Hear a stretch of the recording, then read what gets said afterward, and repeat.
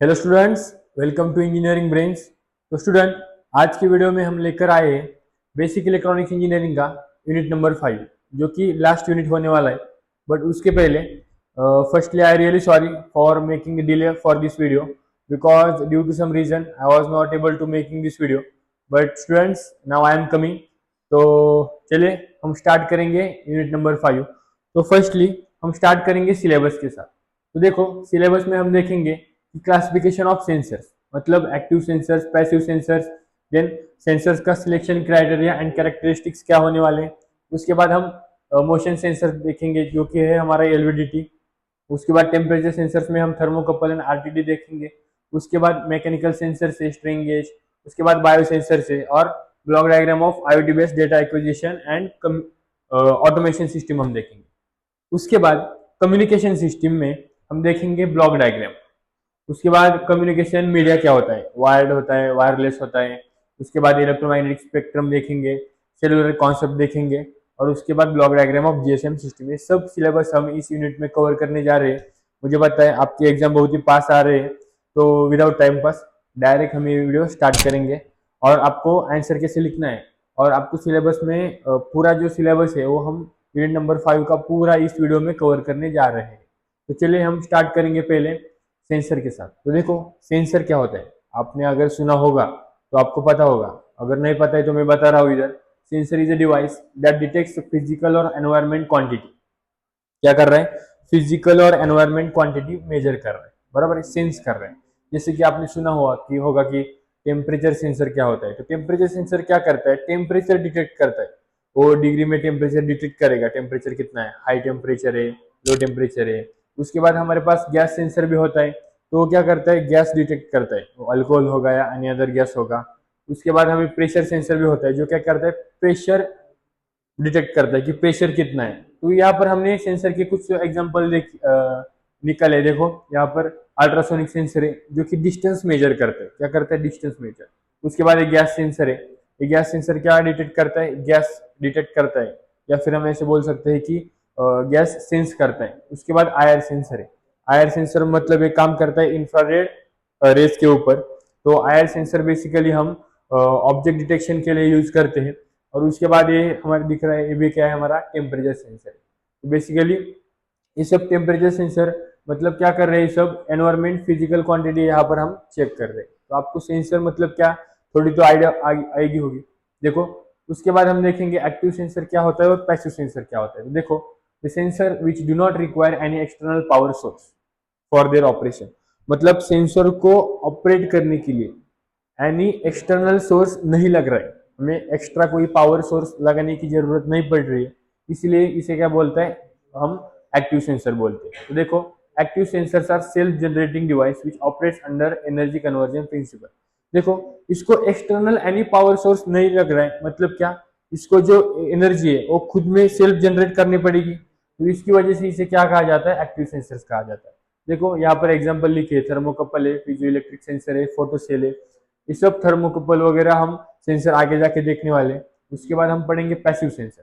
Passive sensor मतलब क्या? देखो, the sensor which needs external power supply for their operation. External power supply उसे लग रहा है, एक्सटर्नल पावर सप्लाई उसे लग रहा है ऑपरेशन करने के लिए, उसे हम क्या बोलेंगे? पैसिव सेंसर बोलेंगे। देखो, एक्सटर्नल पावर सप्लाई लग रहा है मतलब ये सेल्फ जनरेटिंग करेगा क्या? नहीं, ये सेल्फ जनरेट वोल्टेज नहीं करेगा। एग्जांपल से यहाँ पर RTD, thermistor, LVDT, strain gauge, ये सब सेंसर्स हम आगे जाके देखने वाले। तो चलिए, यहाँ पर डिफरेंस है, ये भी क्वेश्चन बहुत बार पूछा जाता है। तो हम इस यहाँ पर आपको डिफरेंस बताने जा रहे हैं, active sensor and passive sensor.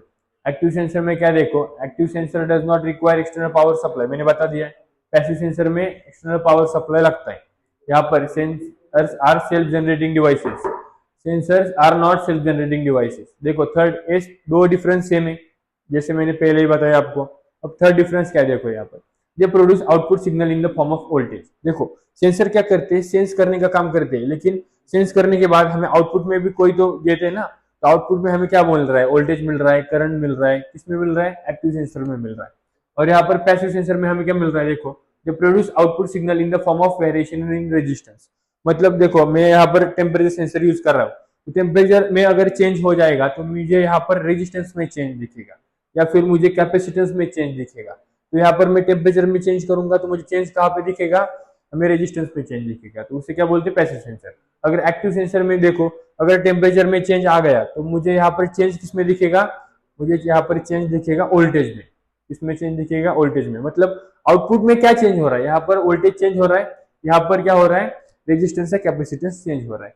उसके बाद इनकैपेबल ऑफ एनर्जी स्टोरेज, मतलब यहाँ पर एनर्जी स्टोर नहीं होती है, और यहाँ पर एनर्जी स्टोर होती है in the form of inductor and capacitor. मतलब यहाँ पर कैपेसिटर एंड इंडक्टर क्या करते हैं, एनर्जी स्टोर करने के लिए यूज किए जाते हैं। उसके बाद एक्टिव सेंसर कॉस्टली होता है, बराबर है, वो सेल्फ जनरेटिंग डिवाइस है, उसको एक्सटर्नल पावर नहीं लग रहा है, यानी कि ये क्या होगा, कॉस्टली होगा।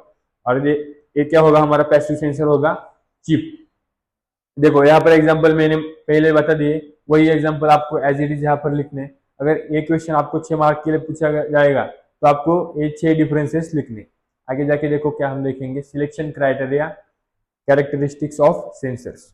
सिलेक्शन क्राइटेरिया मतलब क्या, सिलेक्शन क्राइटेरिया मतलब हमें कोई भी सेंसर अगर चाहिए, हमें कोई भी सेंसर कौन से भी एप्लीकेशन में, प्रोजेक्ट में यूज करना है, तो किसके बेसिस पे हम प्रोजेक्ट सेंसर सिलेक्ट करेंगे। देखो पहले हम देखेंगे कि नेचर ऑफ मेजरमेंट, मतलब the selection of sensor will naturally depend upon the nature of quantity to be measure, मतलब हमें कौन सी क्वांटिटी मेजर करना है, बराबर है। अगर आपको टेम्परेचर मेजर करना है और अगर आप गैस सेंसर लेकर आओगे तो चलेगा क्या, नहीं चलेगा। आपको टेम्परेचर मेजर करना है तो आपको टेम्परेचर सेंसर लगेगा, अगर आपको गैस मेजर करना है तो आपको गैस सेंसर लगेगा। तो किस पे डिपेंड है, नेचर ऑफ मेजरमेंट पे डिपेंड है। उसके बाद सेंसिंग रेंज, जो भी यहाँ पर हम यूज कर रहे हैं, जो भी सेंसर हम यहाँ पर यूज कर रहे हैं, और सेंसर की रेंज क्या है, किस सेंसर की रेंज ज्यादा होगी, किस सेंसर की रेंज कम होगी, तो इस पे डिपेंड है कि सेंसिंग रेंज क्या है। उसके बाद रिस्पॉन्स स्पीड, देखो कुछ सेंसर का क्या होता है कि अगर इनपुट में चेंज हो गया तो आउटपुट में चेंज होने के लिए टाइम लगता है। फॉर एग्जाम्पल देखो, अगर टेम्परेचर यहाँ पर चेंज हो गया तो आउटपुट में मुझे जल्दी दिखाना चाहिए सेंसर ने कि टेम्परेचर चेंज हुआ है in the form of voltage, but temperature change हो जाएगा उसके 5-10 मिनट के बाद यहाँ पर आउटपुट में वोल्टेज चेंज हो जाएगा। तो ऐसा चलेगा क्या, नहीं चलेगा ना। तो इसीलिए रिस्पॉन्स स्पीड क्या चाहिए, ज्यादा चाहिए। रिस्पॉन्स स्पीड ज्यादा मतलब क्या, कि इनपुट में अगर चेंज हो गया टेम्परेचर, अगर इनपुट में चेंज हो गया तो सडनली आउटपुट में वोल्टेज या फिर रेजिस्टेंस सडनली हमारा क्या होना चाहिए, चेंज होना चाहिए, मतलब हाई रिस्पॉन्स स्पीड। उसके बाद लिनियरिटी, ये बहुत ही इंपॉर्टेंट है कॉन्सेप्ट लिनियरिटी, क्योंकि the relation between the output and input of the transducer should be linear. Linear मतलब देखो कि इनपुट में अगर बढ़ रहा है तो आउटपुट में भी बढ़ना चाहिए, इनपुट में अगर कम हो रहा है तो आउटपुट में भी क्या होना चाहिए, कम होना चाहिए। या फिर देखो यहाँ पर अगर इनपुट में बढ़ रहा है आउटपुट में कम हो रहा है फिर बढ़ रहा है, ऐसा नहीं चलेगा। अगर इनपुट में बढ़ रहा है तो आउटपुट में भी क्या होना चाहिए, बढ़ना चाहिए, इसे हम बोलेंगे लिनियरिटी।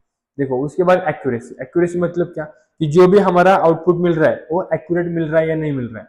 मतलब यहाँ पर अगर टेम्परेचर सेंसर में थोड़ा चेंज हो गया एंड आउटपुट में हमारा ज्यादा चेंज आ गया तो चलेगा क्या, नहीं। जितना इनपुट में चेंज हो रहा है उतना ही हमें आउटपुट में चेंज दिखाना चाहिए। तो ये हो गया हमारा सेंसर का सिलेक्शन क्राइटेरिया। उसके बाद और भी सिलेक्शन क्राइटेरिया है यहाँ पर, जैसे कि हाई स्टेबिलिटी एंड रिलायबिलिटी, मतलब कितने स्टेबल है हमारा, कितना रिलायबल है हमारा सेंसर, और कॉस्ट कितने हमारा अवेलेबल है या नहीं है। उसके बाद रिगर्डनेस की, मतलब it is ability of sensor to withstand overload, मतलब कितना लोड वो झेल सकता है। विथस्टैंड ओवरलोड्स मतलब क्या, कि कितना लोड वो झेल सकता है। और लो मेंटेनेंस, उसका मेंटेनेंस लो चाहिए, वो ज्यादा दिन तक टिकना चाहिए, बराबर ना। टाइम स्पेन, मतलब ज्यादा पीरियड तक हमारा सेंसर क्या होना चाहिए, काम करना चाहिए। कुछ सेंसर ऐसे होते हैं कि वो ज्यादा देर तक काम नहीं करते, वो हीटिंग की वजह से वो सेंसर डैमेज हो जाते हैं। तो उस पर भी डिपेंड करेगा कि हमें सिलेक्शन क्या करना है। तो अगर 6 मार्क के लिए क्वेश्चन आएगा तो 6 क्राइटेरिया या कैरेक्टरिस्टिक्स आपको लिख के आना है, एकदम सिंपल मैंने बताया। यहाँ पर रट्टा मारने की कोई भी जरूरत नहीं है, ये जो यूनिट है वो पूरा यूनिट आपको अपने यहाँ पर रट्टा कुछ मारना नहीं है, आपको सिर्फ समझ लेना है और उस पे आंसर लिखने हैं। जो भी आपको समझ में आएगा उस पे आपको क्या करना है, आंसर लिखना है। देखो अब यहाँ पर हम देखेंगे मोशन सेंसर, नाम में ही है मोशन सेंसर। मोशन सेंसर मतलब यहाँ पर डिटेक्ट क्या करने वाले, हम मोशन डिटेक्ट करने वाले। अगर इनपुट में मोशन में थोड़े भी चेंज आएगा तो आउटपुट में हमें चेंज दिखना चाहिए, बराबर। देखो मोशन सेंसर कौन सा यूज करने वाले हम यहाँ पर, एलवीडीटी। एलवीडीटी मतलब क्या, देखो linear variable differential transducer is a variable inductance displacement transducer in which inductance is varied according to the displacement। यहाँ पर क्या हो रहा है, इंडक्टेंस वेरी हो रहा है, मतलब मोशन सेंसर है, मोशन सेंसर मतलब है मोशन डिटेक्ट करेगा। यहाँ पर हमारा मोशन मतलब डिस्प्लेसमेंट है। देखो यहाँ पर डिस्प्लेसमेंट मतलब यहाँ पर अगर हमारे इनपुट में डिस्प्लेसमेंट हो रहा है तो आउटपुट में हमारा जो इंडक्टेंस है, आउटपुट में कौन है हमारा इंडक्टेंस इज वैरी, म्हणजे हमारा मतलब हमारा चेंज कौन हो रहा है, इंडक्टेंस हो रहा है विथ रिस्पेक्ट टू कौन, डिस्प्लेसमेंट। तो देखो यहाँ पर हो क्या रहा है, पहले मैं आपको बताऊंगा प्रिंसिपल। तो यहाँ का प्रिंसिपल क्या है, देखो construction, one primary winding and two secondary winding यहाँ पर हमने यूज किए। देखो जहाँ पर जैसे हमने प्राइमरी वाइंडिंग कनेक्ट किए उसके ही अपोजिट साइड में हमने क्या किया है, दो सेकेंडरी वाइंडिंग्स यूज किया है। देखो प्राइमरी वाइंडिंग को प्राइमरी क्यों कहा गया है, क्योंकि इसे एसी जो सप्लाई है वो हमने डायरेक्ट कनेक्टेड किया है और इसको हमने डायरेक्ट कनेक्टेड सप्लाई नहीं दिया है, तो इसे हम क्या बोलेंगे, सेकेंडरी वाइंडिंग। देखो इनिशियल स्टेज पे हमारा क्या होगा, अगर एसी सप्लाई इस वाइंडिंग से फ्लो हो जाएगा तो ड्यू टू इंडक्टेंस यहाँ पे क्या हो जाएगा, मैग्नेटिक फ्लक्स क्रिएट होने चालू हो जाएगा इस कॉइल के सराउंडिंग। तो इसके मैग्नेटिक फ्लक्स की वजह से ये जो हमारा दो सेकेंडरी वाइंडिंग्स है उसमें भी हमें क्या दिखेगा, मैग्नेटिक फ्लक्स दिखेगा। और मैग्नेटिक फ्लक्स दिखेगा यानी यहाँ पर भी एक ईएमएफ जनरेट हो जाएगा और यहाँ पर भी ईएमएफ जनरेट हो जाएगा। अब बोलेंगे ईएमएफ मतलब क्या, देखो आपने पढ़ा है 11th एंड 12th में, ईएमएफ मतलब क्या होता है, इलेक्ट्रोमोटिव फोर्स होता है। इलेक्ट्रोमोटिव फोर्स मतलब क्या, कि अगर मैग्नेटिक फ्लक्स की वजह से अगर इंडक्टेंस कॉइल में कोई भी चेंज आ रहा है, मतलब कोई भी वोल्टेज अगर जनरेट हो रहा है तो उसे हम क्या बोलेंगे, ईएमएफ बोलेंगे। तो यहाँ पर भी थोड़ा सा वोल्टेज जनरेट हो रहा है, यहाँ पर भी वेरी स्मॉल वोल्टेज जनरेट हो रहा है, लेकिन क्या हो रहा है देखो इस वोल्टेज में सेकेंडरी वाइंडिंग के वोल्टेज में यहाँ हम बोलेंगे ES1 और यहाँ पर हम बोलेंगे ES2। तो हमें क्या करना है, इन दोनों का डिफरेंस लेना है, इन दोनों का क्या लेना है, डिफरेंस लेना है। फॉर एग्जाम्पल देखो अगर यहाँ पर प्राइमरी वाइंडिंग है, ये हमारा कोर क्या है, बीच में एट द मिडल है, एट द सेंटर है, तो इसकी वजह से जो मैग्नेटिक फ्लक्स जनरेट होगा वो यहाँ पर और दोनों कॉइल में क्या होगा, सेम मैग्नेटिक फ्लक्स जनरेट होगा। इसकी वजह से हमारा जो ईएमएफ, इसका ईएमएफ है और इसका ईएमएफ क्या होगा, सेम होगा। तो यहाँ पर हमारा डिफरेंस कितना आ जाएगा, 0 आ जाएगा। अगर डिफरेंस 0 आ गया मतलब हमारा कोर क्या है, सेंटर है, बराबर है। देखो समझो यहाँ पर डिस्प्लेसमेंट दो साइड में होने वाला है, एक तो डिस्प्लेसमेंट हो जाएगा लेफ्ट साइड या तो डिस्प्लेसमेंट हो जाएगा कोर का राइट साइड में। देखो यहाँ पर मैंने एरो भी दिखा दिया। तो देखो अगर समझो मेरा जो डिस्प्लेसमेंट है वो सेकेंडरी वाइंडिंग के फर्स्ट वाले कॉइल में यहाँ पर लेफ्ट साइड में अगर मेरा डिस्प्लेसमेंट हो जाएगा तो क्या हो जाएगा, ये जो मैग्नेटिक फ्लक्स है वो यहाँ पे आएगा तो यहाँ पर ज्यादा मैग्नेटिक फ्लक्स होगा और यहाँ पर कम मैग्नेटिक फ्लक्स होगा। ड्यू टू दैट यहाँ पर ईएमएफ ज्यादा होगा, यहाँ पर ईएमएफ कम होगा, तो यहाँ पर जो डिफरेंस है ES1 एंड ES2 का डिफरेंस क्या हो जाएगा, पॉजिटिव डिफरेंस आ जाएगा। मतलब हमारा कोर की डिस्प्लेसमेंट लेफ्ट साइड में हो जाएगी। समझो अगर यहाँ पर हमारे कोर की डिस्प्लेसमेंट अगर राइट साइड में हो जाएगी तो यहाँ पर मैग्नेटिक फ्लक्स ज्यादा आ जाएगा। मैग्नेटिक फ्लक्स अगर ज्यादा आ जाएगा मतलब इस यहाँ पर हमारा ईएमएफ ज्यादा हो जाएगा और अगर इसमें डिफरेंस हमारा क्या आ जाएगा, नेगेटिव वोल्टेज में हमारा डिफरेंस आ जाएगा। मतलब हमारे कोर की डिस्प्लेसमेंट कहाँ हो गई है, राइट साइड में। मतलब देखो हमें आउटपुट किस में मिल रहा है, वोल्टेज में मिल रहा है। अगर वोल्टेज चेंज हो गया मतलब हम समझ सकते हैं कि जो हमारा कोर है, जो हमारा कोर है उसकी डिस्प्लेसमेंट हो गई है, बराबर।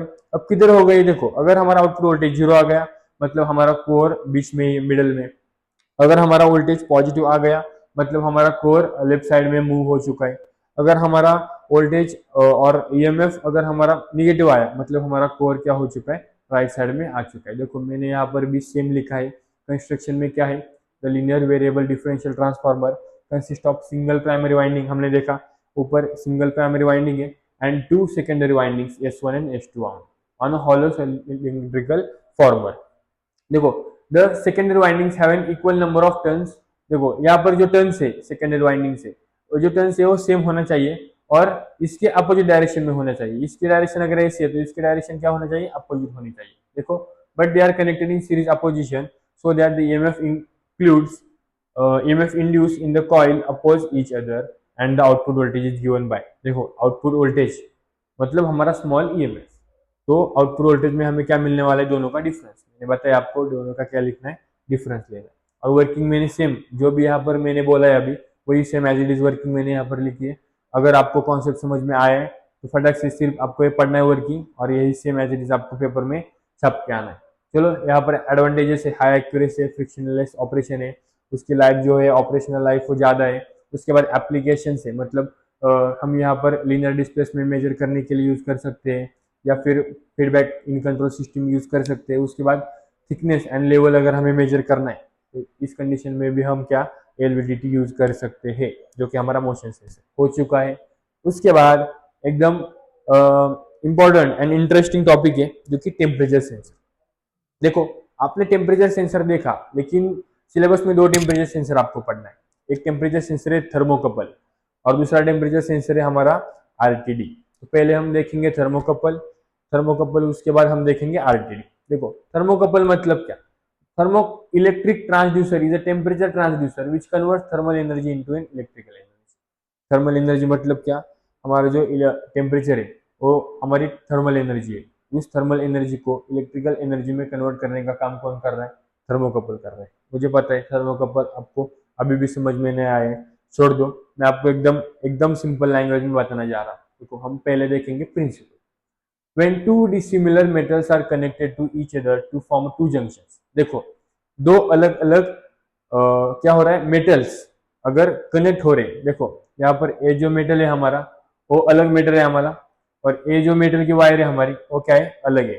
तो टू डिसिमिलर मेटल्स, देखो डिसिमिलर मेटल वायर से दो अगर हमने यहाँ पर कनेक्ट कर दी, क्या बोला है? कनेक्ट कर दी, एंड दो टू फॉर्म टू जंक्शन, तो यहाँ पर दो जंक्शन क्रिएट हो जाएंगे। दिख रहा है कि यहाँ पर हो रहा है हमारा हॉट जंक्शन जो कि हमारा मेजरिंग जंक्शन है, और यहाँ पर क्या हो रहा है? हमारा रिफरेंस जंक्शन, मतलब क्या है? कोल्ड जंक्शन है। प्रिंसिपल देखो, and these are subjected to the different temperature and electric current flow through it due to change in temperature EMF is generated.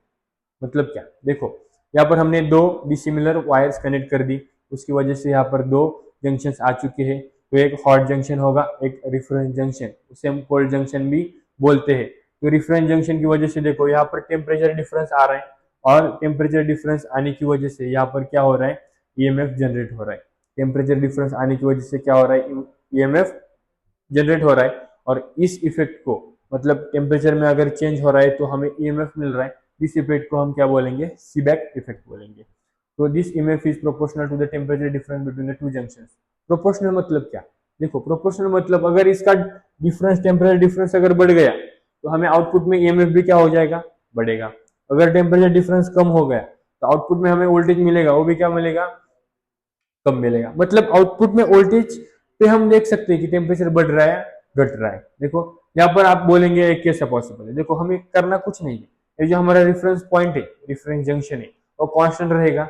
सिर्फ जो हमारा हॉट ऑब्जेक्ट है वो सिर्फ हमें यहाँ पर रखना है, बराबर है।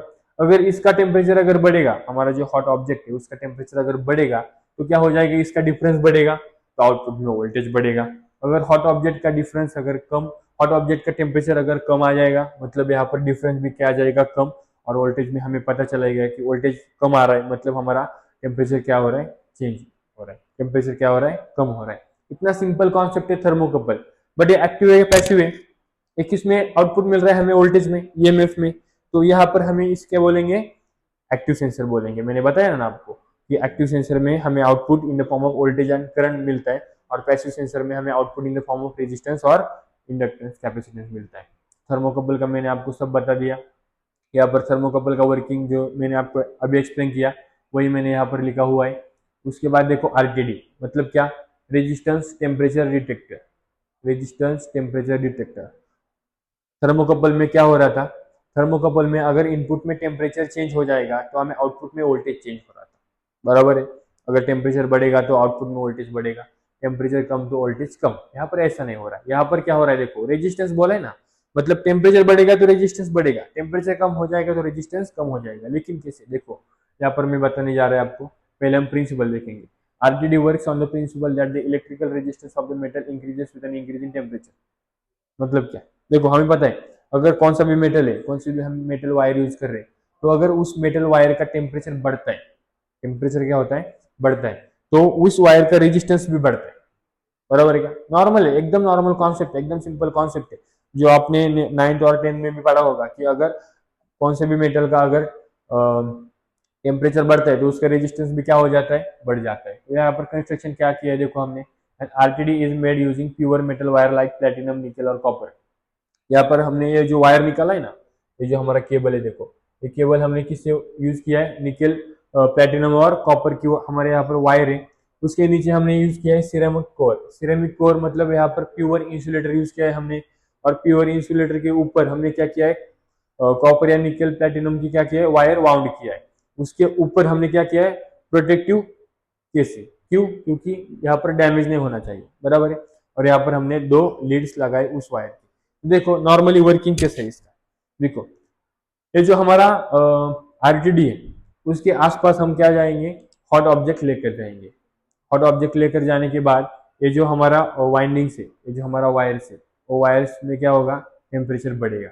अगर वायर्स में टेम्परेचर बढ़ेगा तो वायर्स का रेजिस्टेंस क्या हो जाएगा, बढ़ जाएगा। और अगर वायर्स का रेजिस्टेंस बढ़ जाएगा तो हमें यहाँ पर रेजिस्टेंस मिल जाएगा।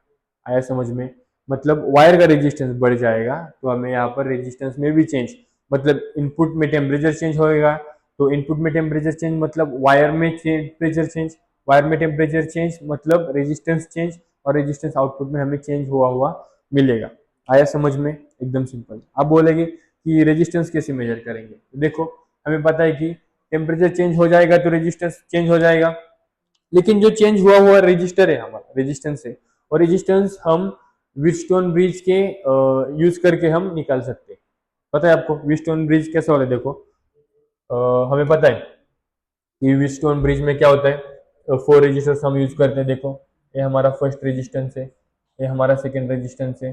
देखो यहाँ पर हमने रेजिस्टेंस में, ये हमें रेजिस्टेंस ही दे रहा है ना, बराबर है। और ये हमारा क्या है, फोर्थ रेजिस्टेंस। देखो मैं यहाँ पर नाम दूंगा, ये हमारा R1 है, ये हमारा R2 है, इसके बीच में मैंने गैलोनोमीटर लगाया। देखो उसके बाद यहाँ पर आप बोलेंगे रेजिस्टेंस कैसे मेजर करेंगे। देखो ओके, देखो अब यहाँ पर हो क्या रहा है, यहाँ पर इसे मैं R3 बोलूंगा।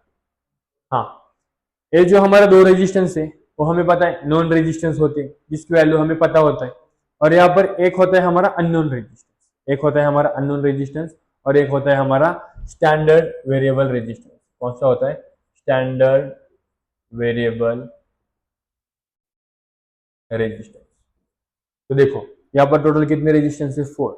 2 नॉन रेजिस्टेंस है जिसकी वैल्यू हमें पता है, एक हमें यहाँ पर स्टैंडर्ड वेरिएबल रेजिस्टेंस है जिसे हम वेरी भी कर सकते हैं, और एक है अननोन रेजिस्टेंस जिसकी वैल्यू हमें पता है क्या, नहीं, लेकिन उसकी वैल्यू हम पता कर सकते हैं with the help of Wheatstone bridge. देखो कॉन्सेप्ट ऐसा है कि हमें यहाँ पर करना क्या है, तो हमें फिर इतना ही करना है कि हमें बैलेंस कंडीशन पता होनी चाहिए व्हीटस्टोन ब्रिज की।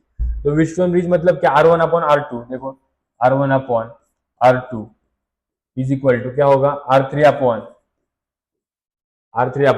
इसे हम, मैं R4 बोलूँ क्या, R4, इसे मैं R4 बोलता है। R4 मतलब क्या, हमारा आरटीडी का रेजिस्टेंस, ऐसे समझो यहाँ पर आएगा R4। तो देखो यहाँ पर हमें पता है कि R1 एंड R2 हमें बैलेंस है, लेकिन R3 एंड R4 बैलेंस करने के लिए हम क्या करेंगे, पहले गैलोनोमीटर का जो डिफ्लेक्शन है वो 0 आने के लिए यहाँ पर R3 का रेजिस्टेंस चेंज करेंगे। तो R3 की वैल्यू हम डिफाइन करेंगे with the help of galvanometer. अगर गैलोनोमीटर का डिफ्लेक्शन 0 करेंगे और उसके हिसाब से करंट अगर 0 फ्लो हो रहा है, मतलब हम R3 की वैल्यू निकल के यहाँ पर लेंगे। देखो हमारे यहाँ पर R1 की वैल्यू भी है, R2 की वैल्यू भी है, और 0 डिफ्लेक्शन में हमारे यहाँ पर R3 की वैल्यू भी है। तो इस कंडीशन में देखो अगर हम क्रॉस मल्टीप्लीकेशन करेंगे तो देखो R4 हम निकाल सकते हैं, R4 is equal to R3 into R2, and ये यहाँ पर मल्टीप्लाई यहाँ पर आ जाएगा, क्या हो जाएगा, R1। मतलब ये फॉर्मूला यूज करके हम R4 मतलब हमारा जो आरटीडी रेजिस्टेंस है वो निकाल सकते हैं, बराबर है। और हम ऐसे भी बोल सकते हैं कि अगर हमें आरटीडी का रेजिस्टेंस निकालना है तो हमें क्या यूज करना है, व्हीटस्टोन ब्रिज यूज करना है। हमने यहाँ पर 2 टेम्परेचर सेंसर देखे, एक देखा थर्मोकपल जो कि एक्टिव सेंसर है, क्यों एक्टिव है क्यों नहीं, ये आरटीडी हमारा क्यों पैसिव है क्यों नहीं, आपको सब पता है, सब मैंने बता दिया है। एकदम मस्त कॉन्सेप्ट हो गया। देखो उसके बाद स्ट्रेन गेज, आपको टेंशन आया होगा। स्ट्रेन, स्ट्रेन मतलब क्या, देखो प्रेशर, स्ट्रेन मतलब क्या, प्रेशर जिसकी वजह से डिफॉर्मेशन होता है। क्या होता है, डिफॉर्मेशन, मतलब कोई भी ऑब्जेक्ट में चेंज आता है। डिफॉर्मेशन मतलब क्या, डिफॉर्म, फॉर्म मतलब बन रहा है, डिफॉर्म मतलब क्या हो रहा है, अगेन बन रहा है, बराबर ना। तो प्रेशर को अगर हमें चेक करना है तो यहाँ पर हम स्ट्रेन गेज यूज करते हैं। देखो strain gauge is the sensing device used to measure strain, मतलब deformation in object by converting mechanical strain into a change in electric resistance.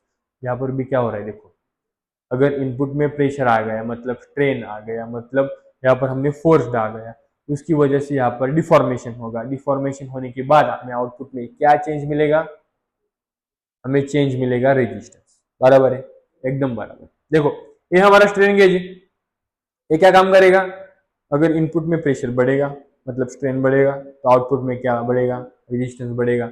और रेजिस्टेंस हम किसके हिसाब से मेजर करेंगे, यहाँ पर हमने गैल्वेनोमीटर लगाने का है और कैसा निकालने का मैंने आपको सब बता दिया है। बराबर है, पिछले एग्जाम्पल में यहाँ पर R1 R2 लिया था, यहाँ पर डायरेक्ट डायग्राम में R1 R3 R2, यहाँ पर आपको कोई भी नाम दे सकते हैं और यही डायग्राम आपको निकालनी है। पिछले आरटीडी में जो मैंने डायग्राम निकाली थी वही डायग्राम आपको वहां पर निकालनी है, यहाँ पर आपको ये डायग्राम निकालनी है।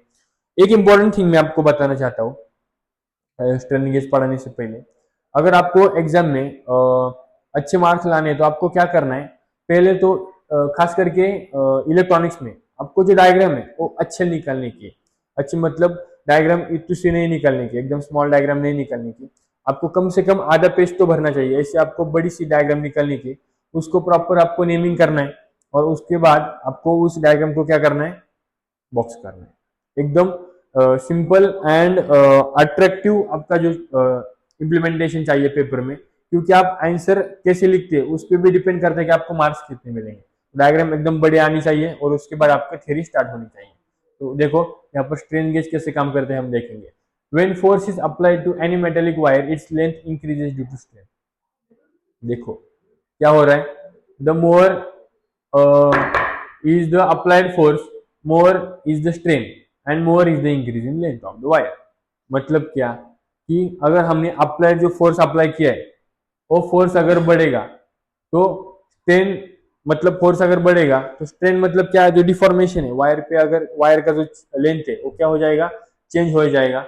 और अगर वायर का लेंथ चेंज हो जाएगा तो मतलब यहाँ पर हमारा जो वायर का रेजिस्टेंस है वो क्या हो जाएगा, चेंज हो जाएगा। हमें पता है कि वायर के लेंथ पे भी डिपेंड होता है, वायर के लेंथ पे भी क्या होता है, डिपेंड होता है हमारा रेजिस्टेंस। देखो हमें पता है ना कि resistance is directly proportional to the length of the wire and inversely proportional to the cross sectional area of the wire. देखो resistance is directly proportional to the length of the wire and resistance is inversely proportional to the cross sectional area. तो हम अगर हमने ऐसा बोलने चालू कर दिया, देखो directly proportional to L upon A, तो हम ऐसे भी बोल सकते हैं कि अगर प्रोपोर्शनलिटी कांस्टेंट यहाँ पर आ जाएगा तो यहाँ पर क्या आ जाएगा, रो एल अपॉन ए। क्या आ गया, रो एल अपॉन ए। ये आपको पता लग गया।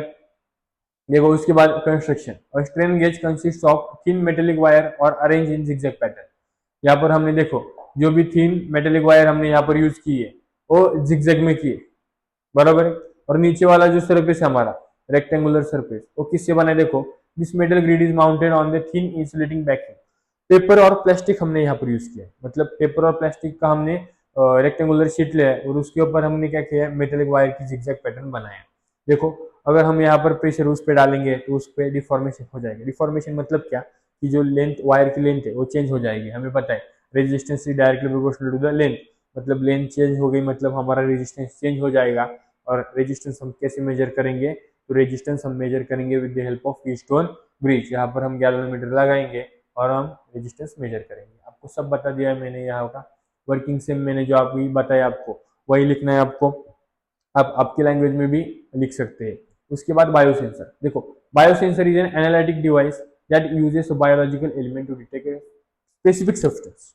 स्पेसिफिक सब्सटेंस मतलब क्या, तो अगर हमें एनी बायोलॉजिकल सब्सटेंस और हम बोल सकते हैं कि केमिकल सब्सटेंस अगर हमें डिटेक्ट करना है कि कौन सा है, तो इस कंडीशन में हम क्या यूज करते हैं, हम बायोसेंसर यूज करते हैं। बायोसेंसर की ब्लॉक डायग्राम आपको निकालनी है, तो ब्लॉक डायग्राम में क्या आ जाएगा, देखो एनालाइट आ जाएगा, उसके बाद bioreceptor, transducer, signal processing and display unit. Each and every block का एक्सप्लेनेशन मैं आपको एकदम इजी वे में देना चाहता हूँ। देखो यहाँ पर एनालाइट, एनालाइट मतलब क्या, एनालाइट इज अ सब्सटेंस और केमिकल कंपोनेंट हुज प्रेजेंस और concentration is to be measure. एनालाइट मतलब क्या कि हमें क्या मेजर करना है, कौन सा तो सब्सटेंस हमें मेजर करना है, बराबर है। हमें कौन सा तो केमिकल कंपोनेंट मेजर करना है, जो भी केमिकल कंपोनेंट हमें मेजर करना है उस केमिकल कंपोनेंट को हम क्या बोल रहे हैं इधर, एनालाइट। वो कोई भी हो सकता है, वो कौन सी भी केमिकल रिएक्शन हो सकती है, वो कोई भी हो सकता है, लेकिन उसे हम बोलेंगे एनालाइट। देखो उसके बाद है बायोरिसेप्टर। बायोरिसेप्टर क्या है, देखो bioreceptor is a molecule which is use to recognise the analyte. मतलब बायोरिसेप्टर का मेन काम क्या है, देखो यहाँ पर कौन सा केमिकल कंपोनेंट है वो रिकॉग्नाइज करना है, सेंस करना है। बायो सेंसर बोला है ना, मतलब सेंस करना है कि कौन सा कंपोनेंट है, और सेंस करके यहाँ पर क्या करना है, उसे सेंस करके यहाँ पर हमें ट्रांसड्यूसर को बताना है। क्या करना है, सेंस करके ट्रांसड्यूसर को बताना है कि ये कंपोनेंट हमें यहाँ पर यूज कर रहे हैं, देखो ये कंपोनेंट हम यहाँ पर सेंस कर रहे हैं। तो ट्रांसड्यूसर क्या करेगा, देखो जो भी हमारा केमिकल रिएक्शन है और जो भी सिग्नल बायोरिसेप्टर से वो ले रहा है, वो सिग्नल को हमें इलेक्ट्रिकल सिग्नल में कन्वर्ट करने का काम कौन करेगा, यहाँ पर हमें ट्रांसड्यूसर करेगा। आया समझ में? देखो ये हमारा कौन सा भी केमिकल सब्सटेंस है, उसके बाद बायोरिसेप्टर काम क्या करेगा कि सेंस करेगा कि कौन सा सब्सटेंस है बाबा, और उसके बाद उसके बारे में जो इन्फॉर्मेशन है वो किसको बताएगा, ट्रांसड्यूसर को बताएगा। ट्रांसड्यूसर वाला क्या करेगा, ट्रांसड्यूसर बोलेगा हाँ ठीक है यही है ना, तो इसको मैं क्या करता है अब इलेक्ट्रिकल सिग्नल में कन्वर्ट करता है। इलेक्ट्रिकल सिग्नल में कन्वर्ट करने के बाद हमें पता नहीं है इलेक्ट्रिकल सिग्नल वीक है स्ट्रॉन्ग है क्वालिटी कैसे है, उसमें नॉइस आ रहा है नहीं आ रहा है, तो उसकी क्वालिटी इंप्रूव करना है, उसका नॉइस रिडक्शन करना है, ये सब किस में आ जाएगा, सिग्नल प्रोसेसिंग में आ जाएगा। और उसके बाद हमें पता चलना चाहिए ना कि एक केमिकल कंपोनेंट कौन सा है, एक केमिकल रिएक्शन कौन सा है। इसके लिए यहाँ पर डिस्प्ले यूनिट यूज किया है। डिस्प्ले यूनिट मतलब क्या, डिस्प्ले यूनिट मतलब यहाँ पर हमें डिस्प्ले हो रहा है कि कौन सा केमिकल कंपोनेंट है। उसके बाद IoT based data acquisition and automation system. देखो ये क्या कर रहा है, system that collects data from physical parameters, processes it and automatically controls the process without human intervention. Automation system बोला है ना, मतलब यहाँ पर ह्यूमन इंटरवेंशन नहीं आने वाला है। देखो ह्यूमन इंटरवेंशन यहाँ पर आने वाला है क्या, नहीं आने वाला है। ये ब्लॉक डायग्राम है, अगर आपको ये ब्लॉक डायग्राम समझ में आ गई तो आप ये इसके ऊपर 2-3 पेज आराम से लिख सकते हैं। तो देखो मैं ये ब्लॉक डायग्राम आपको बताने से पहले आपको बताना चाहता हूँ कि यहाँ पर माइक्रो कंट्रोलर यूज किया है, और माइक्रो कंट्रोलर का वर्किंग मैंने, माइक्रो कंट्रोलर कैसे काम करता है ये मैंने आपको बताया, फिर भी इस वीडियो में आपको मैं एक्सप्लेन करूंगा। तो देखो पहले यहाँ पर सेंसर और एक्चुएटर। सेंसर और एक्चुएटर मतलब क्या, ए सेंसर और एक्चुएटर क्या करते हैं, देखो it use to collect the data from the environment. Sensor आपको पता है ना क्या करता है, सेंसर क्या करता है, एनवायरमेंट से डेटा लेता है और उसको वोल्टेज या फिर हम बोल सकते हैं कि इलेक्ट्रिकल सिग्नल में कन्वर्ट करता है। तो देखो टेम्परेचर होगा, मोशन सेंसर होगा, क्या करेगा, सेंस करेगा, या फिर हम यहाँ पर एक्चुएटर भी बोलते हैं। सेंसर क्या करता है, सेंस करता है, इनपुट लेता है। एक्चुएटर क्या करता है कि माइक्रो कंट्रोलर जो भी इसे कमांड्स दे रहा है उस कमांड पे क्या कर रहा है, एक्शन परफॉर्म कर रहा है। मतलब माइक्रो कंट्रोलर ने उसे बोला कि ये कर, तो ये एक्चुएटर क्या करेगा, वो टास्क परफॉर्म करेगा, उसे हम बोलेंगे एक्चुएटर। और सेंसर क्या करता है, सेंस करता है और इन्फॉर्मेशन माइक्रो कंट्रोलर को देता है। इतना ही काम है। देखो माइक्रो कंट्रोलर मैंने बोला इन्फॉर्मेशन लेना है देना है, इन्फॉर्मेशन क्लाउड को भेजना है नहीं भेजना है, ये सब काम कौन कर रहा है, माइक्रो कंट्रोलर काम कर रहा है। सेंसर के साथ और एक्चुएटर के साथ काम कौन कर रहा है, माइक्रो कंट्रोलर कर रहा है। कम्युनिकेशन मॉड्यूल, कम्युनिकेशन मॉड्यूल मतलब क्या, ये जो डेटा है जो हमने सेंस किया हुआ डेटा है, टेम्परेचर हमने सेंस किया है, वो टेम्परेचर डेटा हमें क्लाउड पे स्टोर करना है। आपको पता है क्लाउड मतलब क्या होता है, आप जो गूगल ड्राइव यूज करते हैं ये भी एक प्रकार का क्लाउड ही है, जहाँ पर बहुत सारा डेटा हम क्या कर सकते हैं, स्टोर कर सकते हैं। तो ऐसे मानिए और ऐसे अज्यूम कीजिए कि यहाँ पर हमें क्लाउड में डेटा स्टोर करने के लिए हमें कोई तो रास्ता चाहिए, हमें कोई तो गेटवे चाहिए, तो उसे हम बोलेंगे IoT गेटवे। IoT गेटवे मतलब क्या, internet of things gateway. It acts as a bridge between local devices and the cloud. मतलब हमारा जो लोकल डिवाइस है, जो कि हमारा माइक्रो कंट्रोलर है एंड कम्युनिकेशन मॉड्यूल है, उससे और हमारा जो क्लाउड है उसके बीच में जो ब्रिज होता है उसे हम क्या बोलेंगे, IoT गेटवे बोलेंगे। देखो क्लाउड प्लेटफॉर्म, अब क्लाउड पे आप क्या करते हैं, गूगल ड्राइव पे आप क्या करते हैं, आप डेटा स्टोर करते हैं, लॉन्ग टाइम के लिए डेटा स्टोर कर सकते हैं। यहाँ पर भी सेम, ये क्या करेगा, रिसीव डेटा फ्रॉम गेटवे, हमारा जो ब्रिज है उससे डेटा लेगा, it stores data securely, security provide करता है, और उसके बाद it processes data in real time. मतलब यहाँ पर जो भी एल्गोरिदम्स हमने डाले वो उस एल्गोरिदम में काम करके क्या करता है, डेटा स्टोर करता है सिक्योरली। उसके बाद यूजर इंटरफेस, हमें भी पता होना चाहिए ना कि हो क्या रहा है, बराबर है। अगर हमें पता नहीं है कि हो क्या रहा है तो हमें समझ में नहीं आएगा कि ब्रिज कैसा है, हमारा जो डेटा है वो क्लाउड पे पहुंचा है नहीं, अगर क्लाउड पे पहुंचा है तो यहाँ स्टोर हुआ है नहीं, अगर स्टोर हुआ है तो उसे हम सिक्योरिटी प्रोवाइड कर सकते हैं या नहीं कर सकते, ये सब हमें पता होना चाहिए। इसकी वजह से हम क्या बोल रहे हैं, यहाँ पर यूजर इंटरफेस होना जरूरी है। और उसके बाद है अल्गोरिदम्स।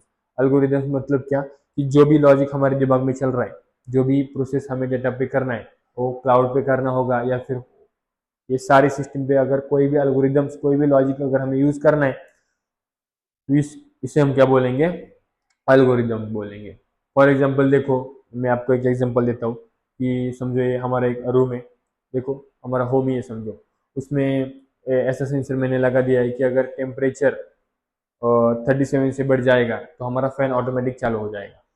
या फिर मैं ऐसा बोल सकता हूँ कि अगर टेम्परेचर बढ़ेगा तो हमारा जो विंडोज है वो ऑटोमेटिक ओपन हो जाएगा। तो इससे क्या हो रहा है, देखो इस सेंसर सेंसर सेंस कर रहा है टेम्परेचर को।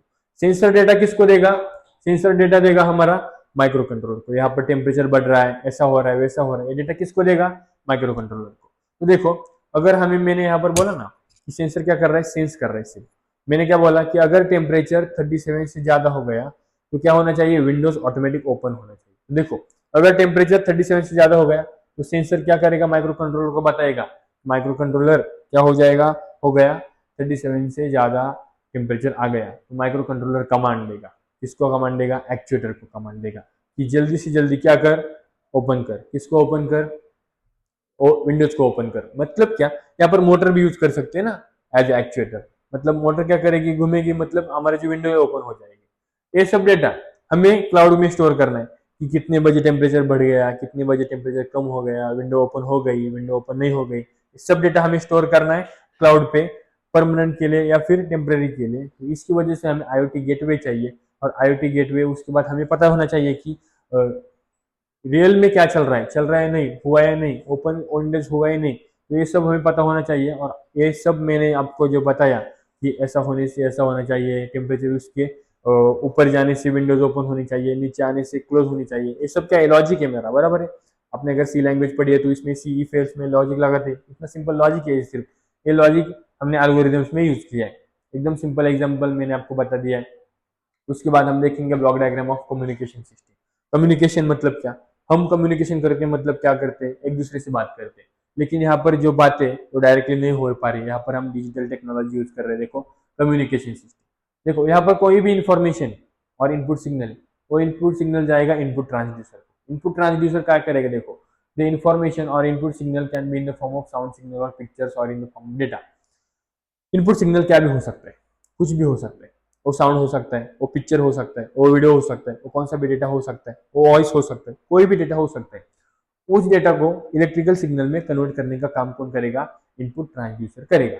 उसके बाद ट्रांसमीटर, देखो transmitter the information is converted into suitable form for the transmission. मतलब ट्रांसमीटर, ट्रांसड्यूसर ने कन्वर्ट तो कर दिया इसमें इलेक्ट्रिकल सिग्नल में, बट अगर हमें सुटेबल फॉर्म में डेटा चाहिए तो यहाँ पर हमें ट्रांसमीटर यूज करना है। ट्रांसमीटर क्या करेगा, इलेक्ट्रिकल सिग्नल को ट्रांसमिट करेगा। ट्रांसमिट करने के बाद उसको कोई तो रिसीवर, रिसीव करने वाला होगा वहां पर, तो कौन होगा यहाँ पर, वहां पर होगा रिसीवर, बराबर है, रिसीवर होगा वहां पर। तो रिसीवर क्या करेगा, डेटा को हमारा रिसीव करेगा। और रिसीव करने के बाद अगर हम ट्रांसमिट कर रहे हैं, रिसीव कर रहे हैं, तो बीच में कोई तो कम्युनिकेशन मीडिया होगा ना, बराबर है। तो वो कम्युनिकेशन मीडिया मतलब हम कम्युनिकेशन चैनल बोलते हैं।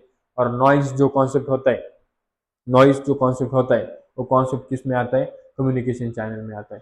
मतलब अनवांटेड सिग्नल अगर वहां पर चला गया, मतलब हम वायर्ड कम्युनिकेशन कर रहे हैं या पर हम वायरलेस कम्युनिकेशन कर रहे हैं, तो दोनों में भी क्या होता है, अनवांटेड सिग्नल आ जाता है, अनवांटेड सिग्नल का इंटरफेरेंस वहां पर आ जाता है, उसे हम क्या बोलते हैं, नॉइज बोलते हैं।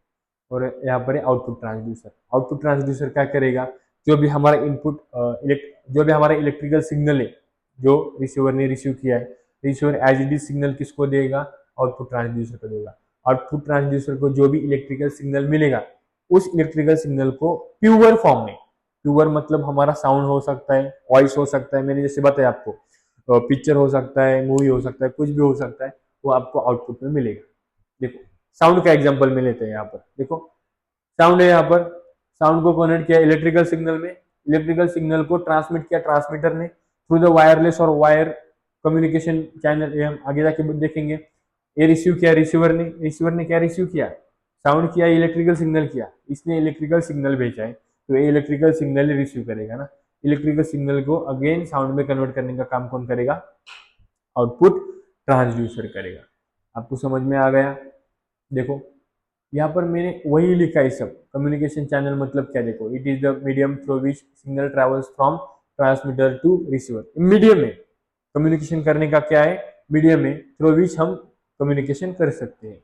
रिसीवर रिसीव करेगा और ट्रांसड्यूसर क्या करेगा आपको पता है। Communication media is medium through which the information is travels from transmitter to receiver. मैंने आपको बताया दो टाइप्स के कम्युनिकेशन मीडिया यहाँ पर हो सकते हैं। एक होगा वायर्ड मीडिया, एक होगा वायरलेस मीडिया। वायर्ड मीडिया में क्या क्या आता है, वायर्ड मीडिया में ट्विस्टेड पेयर केबल आता है, कोएक्सियल केबल आता है, फाइबर ऑप्टिक केबल आता है। यहाँ पर वायरलेस मीडिया में क्या क्या आता है, वायरलेस मीडिया में रेडियो वेव्स आती है, माइक्रोवेव्स आती है, इंफ्रारेड वेव्स आती है, बराबर है। ये सब हम देखेंगे कि वायर्ड मीडिया में तीनों केबल हम देखने जा रहे हैं। उसके पहले डिफरेंस है, ये डिफरेंस भी इंपॉर्टेंट है, wired and wireless. The signal is guided with in the medium. Guided मतलब क्या, उसको एक पाथ, बराबर है। गाइडेड मतलब क्या, उसको एक पाथ कि अगर हमने वहां पर वायर्ड कर दिया, मतलब यहाँ पर हमने ट्रांसमीटर और रिसीवर के बीच में अगर हमें डेटा सेंड और रिसीव करना है तो उसके बीच में अगर हमने वायर कनेक्ट कर दिया, मतलब यहाँ पर एक पाथ मिल गया डेटा को। लेकिन यहाँ पर क्या है, अनगाइड है, इसको पाथ नहीं है कोई भी, बराबर है। ये in the form of electromagnetic waves क्या हो जाएगा, पास हो जाएगा, बराबर है। It is suitable for point two point communication. अगर हमने यहाँ पर भी वायर कनेक्ट कर दी, यहाँ पर भी वायर कनेक्ट कर दिए, तो ये क्या हो जाएगा, पॉइंट टू पॉइंट कम्युनिकेशन हो जाएगा। It is suitable for radio broadcasting, satellite communication. देखो, हम जो भी हमारा एंटीना होता है, बराबर है, हमारे जो घर पे हमारा एंटीना होता है टीवी कम्युनिकेशन के लिए, तो इस कम्युनिकेशन वायरलेस होता है। वायर कनेक्ट है टावर को, नहीं ना, वायरलेस है। तो यहाँ पर वायरलेस कम्युनिकेशन के लिए हम क्या करते हैं, वायरलेस मीडियम यूज करते हैं। उसके बाद it is use for short distance, क्योंकि वायर कितनी लंबी नहीं हो सकती, शॉर्ट डिस्टेंस के लिए यूज कर सकते हैं। लेकिन it is use for long distance. It is use over the small bandwidth, मतलब इसकी जो फ्रीक्वेंसी की रेंज है वो स्मॉल है और इसकी क्या है, लार्ज बैंडविड्थ है। मेंटेनेंस रिक्वायर्ड फ्रीक्वेंसी, वायर है, वायर को मेंटेनेंस लगेगा, लेकिन ये वायरलेस है, इसको मेंटेनेंस लगेगा क्या, लगेगा, लेकिन ज्यादा नहीं लगेगा, बराबर है। उसके बाद वायर मीडियम की जो भी तीन एग्जाम्पल है जो मैंने यहाँ पर लिखे, वही तीन एग्जाम्पल मैंने यहाँ पर लिखे, तो आपको ये भी लिखना है। एक क्वेश्चन आपको 6 मार्क के लिए आ सकता है। उसके बाद ट्विस्टेड पेयर केबल, देखो नाम में ही है ट्विस्टेड पेयर। ट्विस्टेड पेयर मतलब क्या, जो हमारा दो केबल है, जो हमारा दो केबल है वो क्या किया है, ट्विस्टेड किया है। ट्विस्टेड किया है मतलब क्या, देखो आप बोलेंगे ट्विस्टेड मतलब यहाँ पर हमारा जो देखो मैं ऐसा बोलता है कि ये हमारा केबल है, देखो, तो यहाँ पर हमारा दो केबल्स ट्विस्टेड किया है, मतलब क्या, दो कंडक्टर्स है हमारे यहाँ पर ट्विस्टेड किया।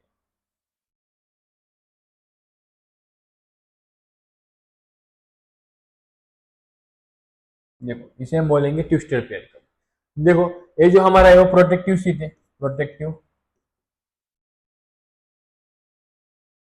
कवर बोल सकते हैं हम यहाँ पर, प्रोटेक्टिव कवर जो कि इंसुलेटर से बना है। और यहाँ पर ये क्या है हमारा, इंसुलेटिंग कंडक्टर, क्या, इंसुलेटिंग कंडक्टर।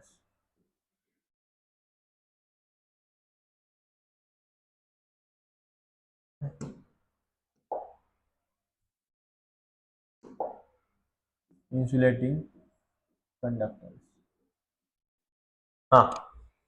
देखो, a twisted pair cable consist of two insulated copper wires twisted together.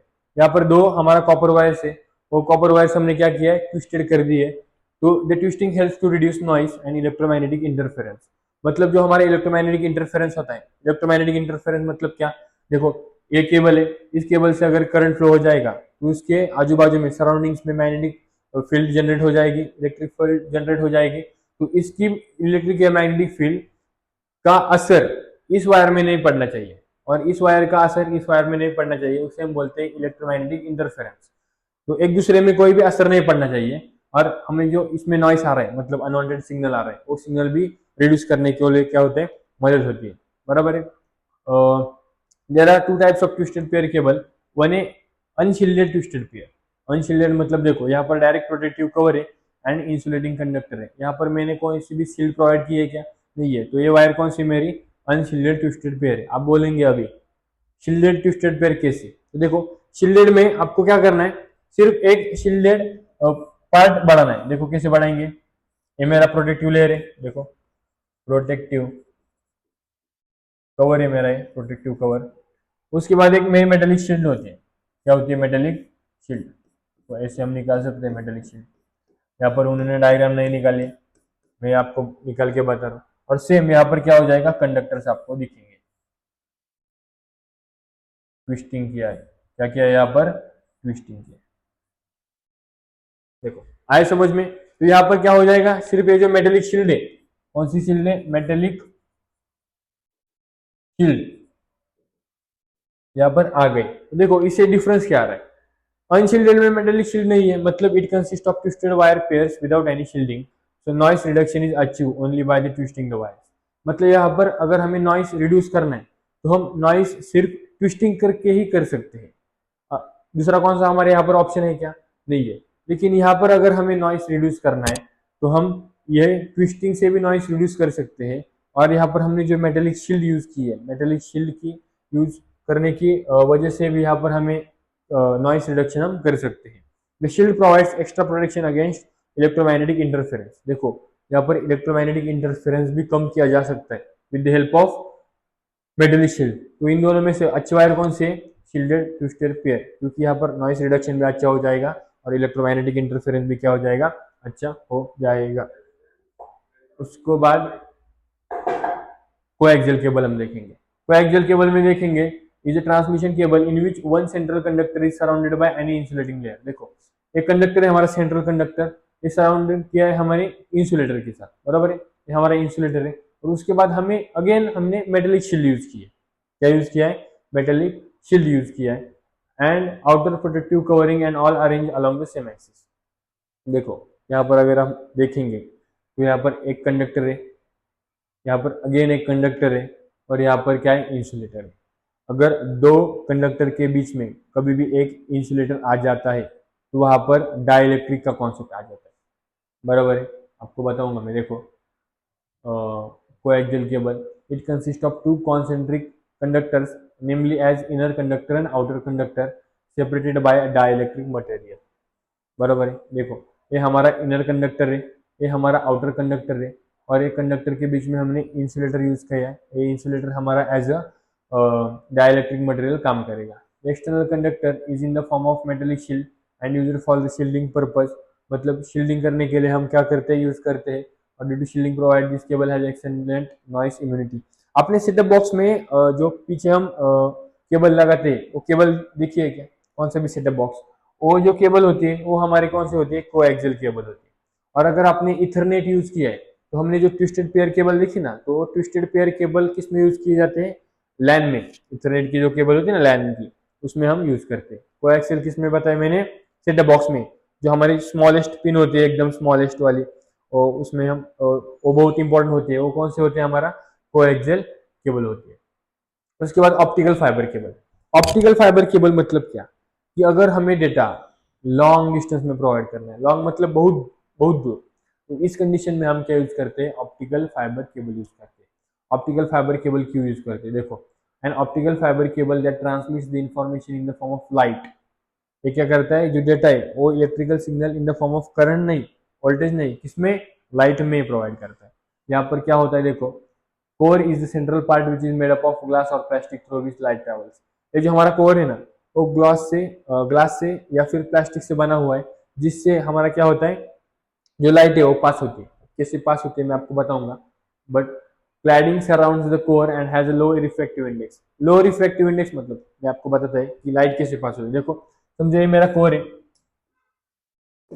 देखो ये मेरा कोर है, अगर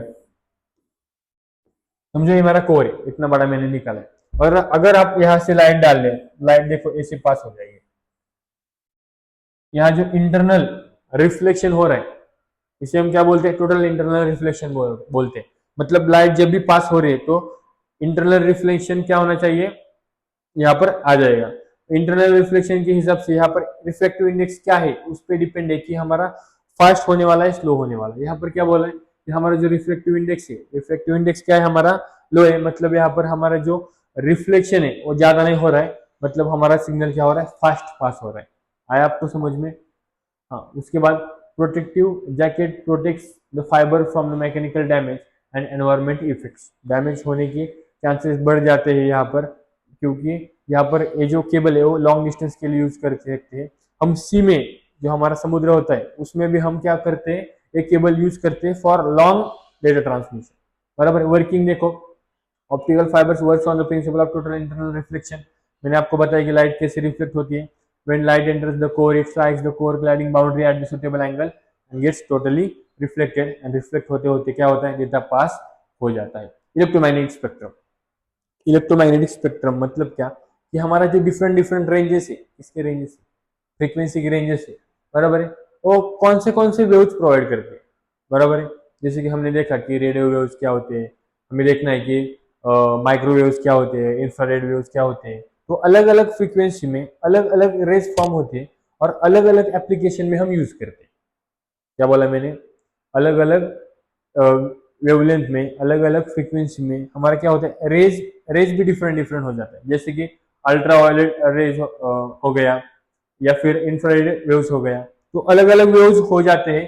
तो ये जो रेंजेस ऑफ फ्रीक्वेंसी है या फिर रेंजेस ऑफ वेवलेंथ है, इसे हम क्या बोलेंगे, इलेक्ट्रोमैग्नेटिक स्पेक्ट्रम बोलेंगे। देखो, in wireless communication, wired communication तो केबल से होगा, लेकिन वायरलेस कम्युनिकेशन में क्या हो जाएगा, electromagnetic waves are used as a media of transfer.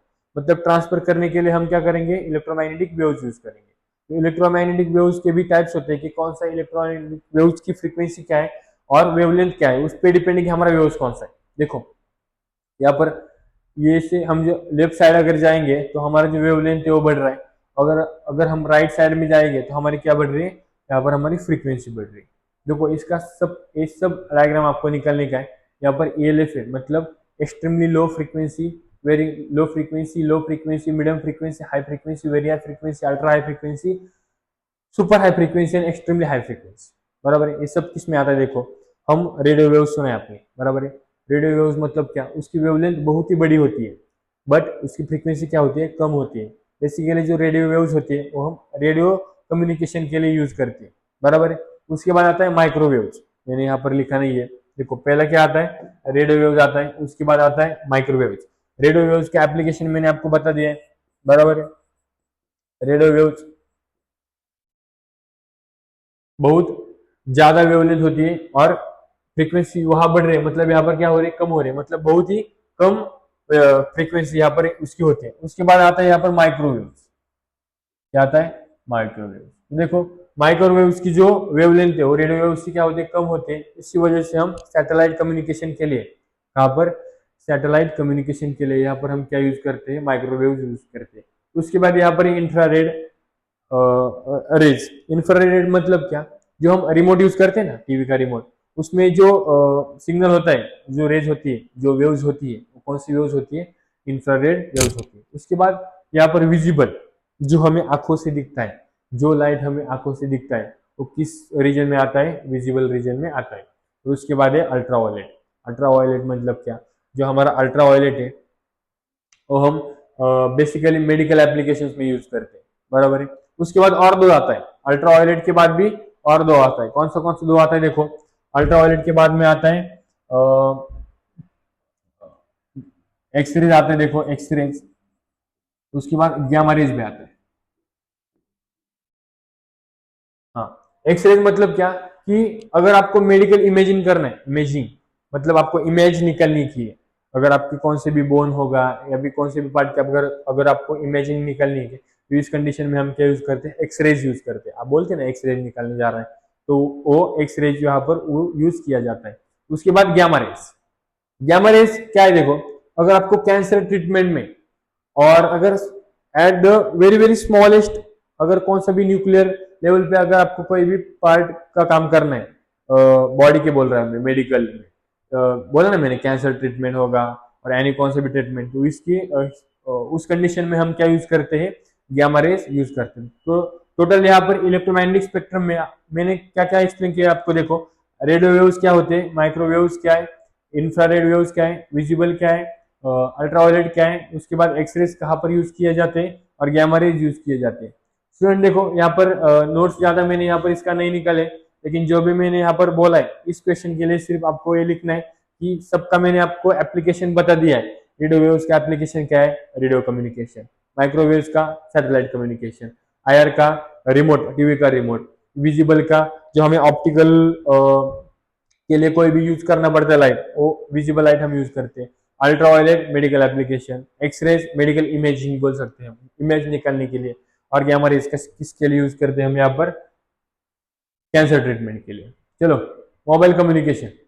Mobile communication मतलब communication between two mobile devices, मतलब फोन, हमारा मोबाइल फोन, दो मोबाइल फोन में कम्युनिकेशन कैसा हो रहा था पहले देखो। Cellular concept is a method of providing mobile communication by dividing a large geographical area into many small areas called cells। पहले क्या होता था, एक जो बड़ा एरिया है उस बड़े एरिया में एक ही टावर होता था, जिसे हम क्या बोलते हैं, अब ट्रांसमीटर बोलते थे, बराबर। जो बड़ा टावर से ही क्या होता था, सब कम्युनिकेशन होती थी। लेकिन अब क्या हुआ है कि जो हमारा बड़ा एरिया है वो स्मॉल एरिया में कन्वर्ट कर दिया, और each and every small area को यहाँ पर हमने स्मॉलेस्ट सेल प्रोवाइड किया। तो हमारा बड़ा एरिया के लिए पहला बड़ा सेल लगता था, उसका पावर भी हाई होता था। अब क्या हो रहा है, ये जो बड़ा सेल है वो हमने स्मॉल सेल्स में डिवाइड कर दिया है, और each and every small cell के लिए हमने separate low power transmitter use करते हैं। तो देखो यहाँ पर होता क्या है, अगर कोई भी प्रॉब्लम आ गया, समझो बड़ा एरिया में कोई भी प्रॉब्लम आ गया, तो वो प्रॉब्लम हम डिटेक्ट नहीं कर सकते, बराबर है। अगर हम एक ही ट्रांसमीटर यूज कर रहे हैं बहुत बड़े जियोग्राफिकल एरिया के लिए, तो उस कंडीशन में अगर कोई भी प्रॉब्लम आ गया तो हम प्रॉब्लम डिटेक्ट नहीं कर सकते। बट अगर स्मॉलेस्ट पार्ट में डिवाइड किया है और उस कंडीशन में कोई भी प्रॉब्लम आ गया, तो हमें पता चलता है कि कौन सी सेल में प्रॉब्लम आ गया। अगर एनी पर्टिकुलर सेल में प्रॉब्लम आ गया तो वो प्रॉब्लम हम निकाल सकते हैं इजीली। तो इसी के लिए हम क्या यूज करते हैं, सेलुलर कॉन्सेप्ट यूज करते हैं, मतलब बड़ा एरिया हमने स्मॉलेस्ट एरिया में डिवाइड कर दिया। अगर आपको एग्जाम्पल में यहाँ पर डायग्राम निकलनी के, तो ये डायग्राम आप निकल सकते हैं। देखो समझो ये बड़ा वाला सेल है, ये क्या है, हमारा बड़ा वाला सेल है, और यहाँ पर मैंने स्मॉलेस्ट सेल में कन्वर्ट कर दिया। देखो हो गया यहाँ पर स्मॉलेस्ट सेल में convert.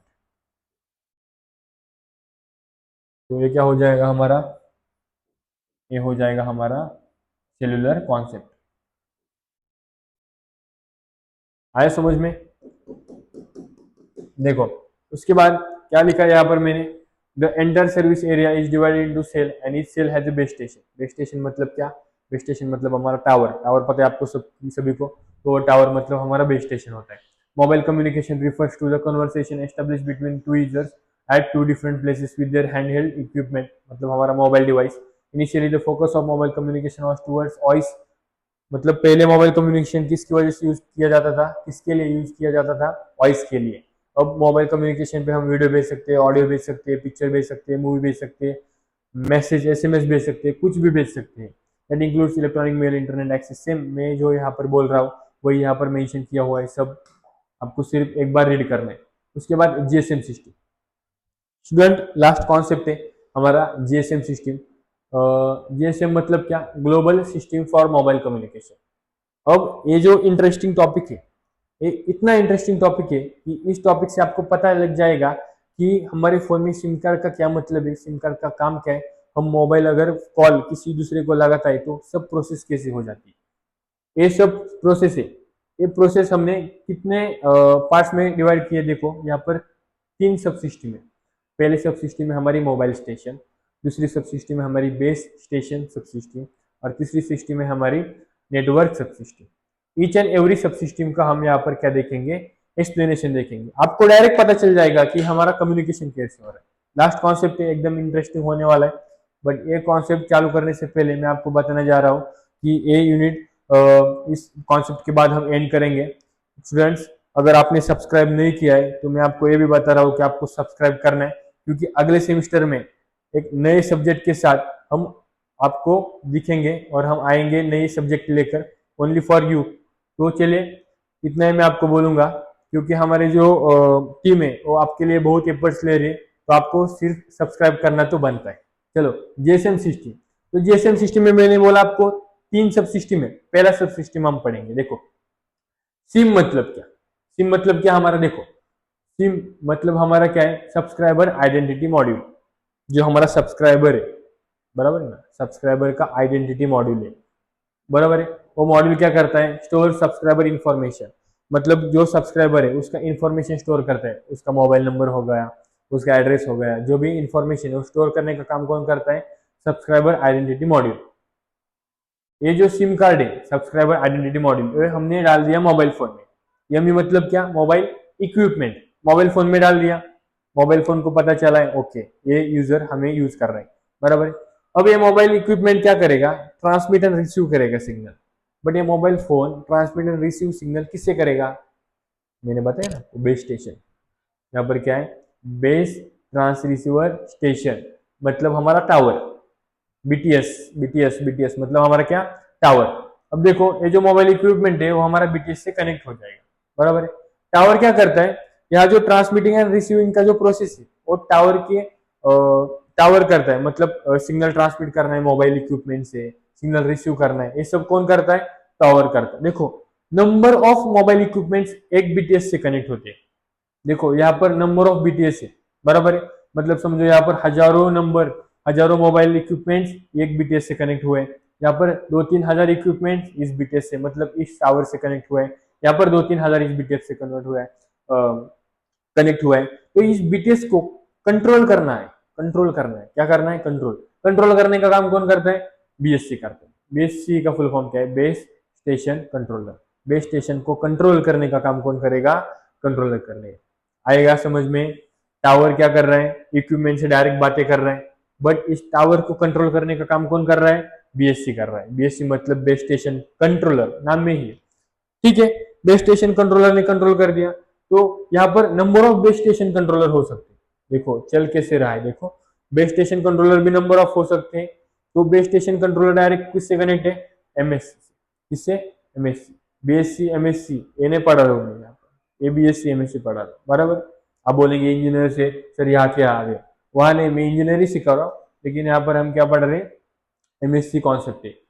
MSc mobile switching centre control the call setup routing and termination. देखो यहाँ पर अगर हमने कॉल लगा दिया तो कॉल टावर के पास जाएगा, टावर बीएससी से कंट्रोल हो रहा है, बीएससी के पास जाएगा, बीएससी के पास से एमएससी के पास जाएगा, एमएससी उसको बताएगा कि रूट कौन सा है। मतलब अगर किसी ने मुझे कॉल कर दिया और अगर एमएससी को पता चलेगा कि एक किसको कॉल कर रहा है, तो वहां पर उसका कॉल क्या हो जाएगा? रिसीव हो जाएगा। मतलब हम जब कॉल करेंगे तो पहले किसको पता चलेगा? एमएससी को पता चलेगा थ्रू दिस ऑल ब्लॉक्स। तो एमएससी को पता चल गया। इस दोनों का ये जो 5 है इनका क्या काम है? तो इनका काम हमें समझ में आना चाहिए। तो यहाँ पर एचएलआर मतलब क्या? Home location register. होम मतलब समझो हमारा इंडिया हमारा होम है, इंडिया हमारा होम है। तो होम मतलब हमारा जो हमें जो परमानेंट डेटा स्टोर करना है। देखो होम लोकेशन रजिस्टर मतलब क्या? Store the permanent subscriber data. हमारा मोबाइल नंबर, हमारा आधार कार्ड, हमारा सब जो डेटा है, हमारा एड्रेस, वो सब डेटा किस में स्टोर होता है? होम लोकेशन रजिस्टर में स्टोर होता है। तो यहाँ पर विजिटर लोकेशन रजिस्टर का क्या काम है? देखो स्टोर्स टेम्परेरी सब्सक्राइबर इन्फॉर्मेशन। यहाँ पर विजिटर मतलब क्या? देखो अगर हम दुबई में चले गए, समझो कहाँ पर? दुबई में। दुबई में चले जाने के बाद वहां पर अगर हम सेम सिम कार्ड यूज कर रहे हैं तो वहां पर उस जो कोई भी प्लांट होगा उनको समझ में नहीं आएगा कि ये वैलिड यूजर है और इनवैलिड यूजर है। तो ये क्या करेंगे? हमारा डेटा चेक करेंगे। तो डेटा चेक करने के बाद उनको जो हम दूसरे के पास जाएंगे दुबई में विजिटर बन के जाने के बाद वो क्या करेंगे? हमारा डेटा चेक करेंगे कि ये इसका जो सब्सक्राइबर आईडी है वो वैलिड है या नहीं है। उसका जो डेटा है वो टेम्परेरी स्टोर करेंगे, लेकिन क्योंकि हम दुबई में ज्यादा दिन रुकेंगे नहीं ना, वीजा के फिर वापस आ जाएंगे। तो इसकी वजह से क्या करेगा? टेम्परेरी डेटा स्टोर करेगा जब तक हम वहां पर है, उसके बाद वो क्या करेगा? डिलीट कर देगा। विजिटर लोकेशन रजिस्टर का पता चल गया आपको। उसके बाद ऑथेंटिकेशन सेंटर मतलब क्या? Provide security and authentication. मतलब हमारा जो कम्युनिकेशन है उसको सिक्योरिटी प्रोवाइड करने का काम कौन करेगा? ऑथेंटिकेशन करेगा। और यहाँ पर इक्विपमेंट आइडेंटिटी रजिस्टर मतलब check the validity of the mobile equipment या फिर सिम कार्ड की वैलिडिटी चेक करने का काम कौन करेगा? इक्विपमेंट आइडेंटिटी करेगा। हमने यहाँ पर और भी कुछ तो देखा मुझे लगता है। हाँ ये क्या है? ये है पीएसटीएन। नोट्स में नहीं लिखा है लेकिन यहाँ पर मैं बताता है पीएसटीएन और आईएसडीएन।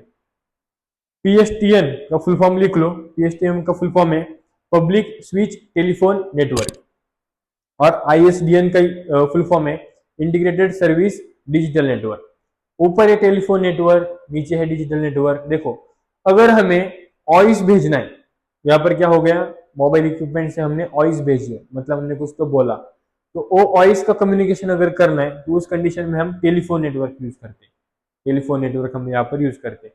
और अगर हमें डेटा भेजना है तो डेटा एसएमएस हो सकता है, कौन सा भी मैसेज हो सकता है, ईमेल हो सकता है, वीडियो हो सकता है, इमेज हो सकता है, कौन सा भी डेटा हो सकता है। अगर वो डेटा हमें सेंड करना है तो उसके लिए हम क्या यूज करते हैं, ISDN, मतलब integrated service digital network. So I guess you understand all the concept, and I think your exam is near now. So all the best, guys. आपको एग्जाम में अच्छे मार्क्स मिलेंगे, आपको अच्छा लिखना है पेपर में, एंड मुझे 100% गारंटी है कि आप अच्छा करके देखेंगे। तो चलिए स्टूडेंट, हम यहाँ पर रुकेंगे। Make learn and fun with engineering brains. Thank you.